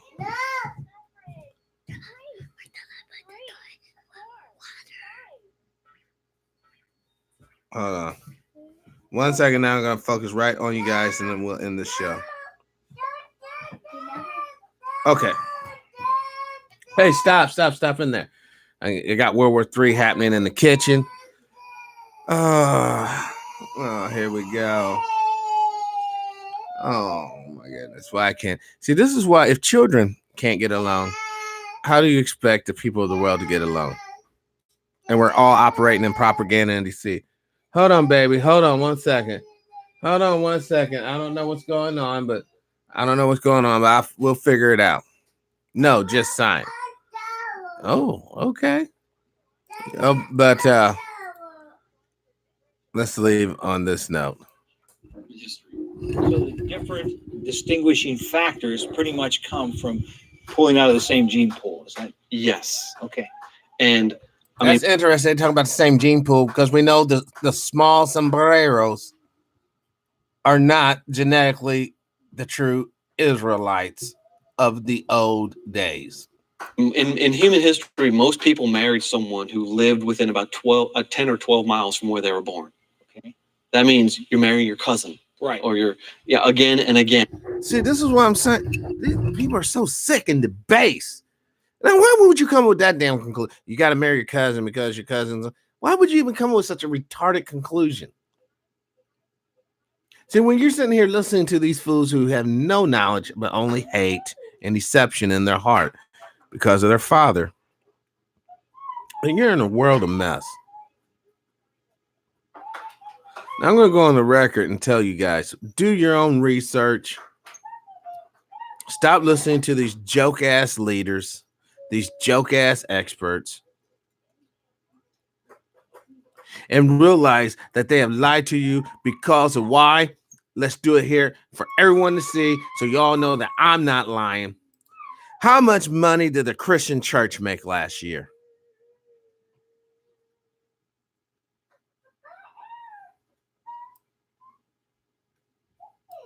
Churches giving top 50 billion are giving tops 50 billion. All right. $50 billion. That's what's at stake. That's why they don't want you to know Adam and Eve were black. That's why they don't want you to know Jesus was black. Because once that comes out, then all suddenly, oh, we got to get rid of this. We got to go to a system where basically, white folks didn't come in the beginning of the thing, where they're the newest, greatest thing at the end of the thing. So you better get that through your heads. You better understand, time is growing 9. Brothers and sisters from around the world, with this show, it's about the truth. I'm not interested in your so-called place in the new world community, global community, because it's really not. It's more of a global prison. You all deserve freedom. You all deserve respect. And you all deserve dignity. And that can't be forced on people. I was talking to a brother the other night. And I've heard this statement. Then I'm going to end. I heard the statement a bunch of times, like black folks were better off during segregation. At least we were together by force. See, that shit don't cut it. We should never acquiesce. Oh, it was good that we were totally oppressed because we were together. That's some bullshit thinking. That's some bullshit like, yeah, we better be happy we were slaves because we learned the message of Jesus Christ type shit. Yeah. Anything given to an individual in distress will only manifest stress. One thing and this is so true that I find to be true, but Bubba Dick Gregory, if you really want to get to the truth, start talking to these older people, because he said older white people, but I'm saying older people in general wants to get to heaven. So they'll start spilling the beans. That being said, brothers and sisters, live your life with integrity without hate, envy, or greed. As always, please, please, please, let's try to be kinder to one another. Peace and power, unity and victory, dignity and respect, liberation. I'm out.